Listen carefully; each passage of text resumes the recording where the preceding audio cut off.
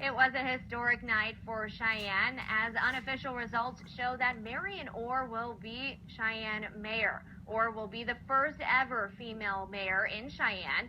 The campaign is officially over now, and Marian is projected to have won by 56% of the votes. And after many celebrations last night, Marian Orr has gotten up early with us this morning. Thank you, Marian, so much for being with us. I know you were out pretty late last night celebrating the big win, but we're excited that you could come and share with us what your plans are now after the campaign. Thank you. Yes, last night was great, and fortunately, we weren't out too late, but we were definitely messaging, the new city council members. I'm looking forward to working with them, and but I really appreciate being here this morning. And so, we've said it before, Marian Orr is the first female mayor of Cheyenne. So we want to know, looking ahead after the campaign, what is next on day one for you?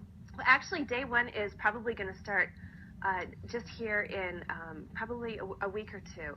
I really want to hit the ground running in January when I actually take office, and Mayor Rick Kaysen has been very gracious to offer space within his current administration, actually very close to his office, so that I can start really as soon as I want transitioning into the position. And one of the things that I'm going to be paying particular attention to is the FAST committee that he and the department heads have established to come up with ways to streamline and look at possible ways to trim city government in the budget. And looking ahead towards that for day one, what would you say is the number one priority for you going into office? Number one priority is definitely going to be communication, and that's communication with the city council members, building that rapport, really having good dialogue as far as their expectations, what they'd like to see in this new administration for them, and certainly working with the department heads and the city employees, and really just building those relationships. All right, now I want to talk a little bit more about your campaign, because you really did hit the ground running. I mean, campaigning on social media, going door to door, you were giving out Oreos on Halloween. So how would you say that kind of helped your campaign? Social media really played a very large role. I went into this campaign with zero name recognition, and I was through social media. Facebook was able to kind of explode, if you will, over the internet, and it got to be where I went from really an unknown to people recognize me in the grocery store as oh yeah, I've seen you on Facebook. And with that, I was really able to carry through a message, and the message really, I believe, was that of the people and listening to the people. So I held coffee and conversations, so there was that one-on-one interface, and then the door-to-door was just great. And I will say that Cheyenne is definitely a dog community. All right, so looking ahead to kind of what you're going to be doing in office, you say that your platform is need before wants, and what do you think that really means for Cheyenne moving forward?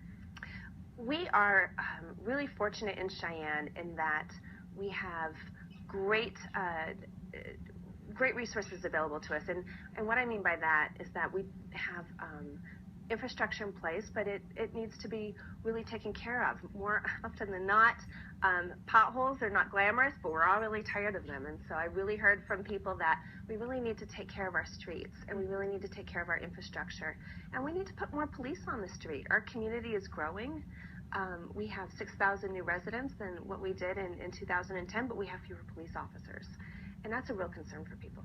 And one thing that I know is a big topic of today is the 7th penny tax. Now, we all know that you did not support that, and that did fail. And you are looking towards more economic development. How are you going to do that, and how will that affect the local economy? I believe that we can grow the local economy without raising taxes. And what that means is really capitalizing on what we have here. Tourism is the number 2 economic driver within the state, and I believe that with Cheyenne and our rail history, we have the opportunity to expand tourism from just beyond those 10 days in July with Frontier Days. And so I really want to work very closely with our chamber and visit Cheyenne and work to drive tourism and bring in some economic drivers that way. And I know one of the big things that people are supportive of you is you are business owners' biggest advocate. Tell us a little bit more about what that means to you.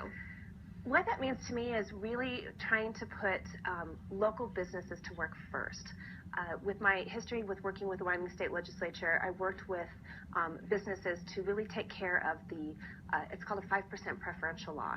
And if there are federal dollars, it doesn't necessarily come into play. But what I really want to do is when we put work out to bid within the city, and be it roads, be it electrical work that needs to be done, I really want to look to our local contractors and subcontractors first and putting our business owners to work first. I also really want to make sure that our building department within the city is business friendly when it comes to meeting codes and regulations and the Uniform Development Code that we've all heard so much about, that we really are trying to streamline the process and make sure that coming to Cheyenne, doing business with Cheyenne, is a positive experience. Yeah, that's all what we're looking for, is bringing and keeping business here. Well, thank you, and congratulations again, Marian. I know we'll be hearing much more from you throughout the next year, and perfect timing for her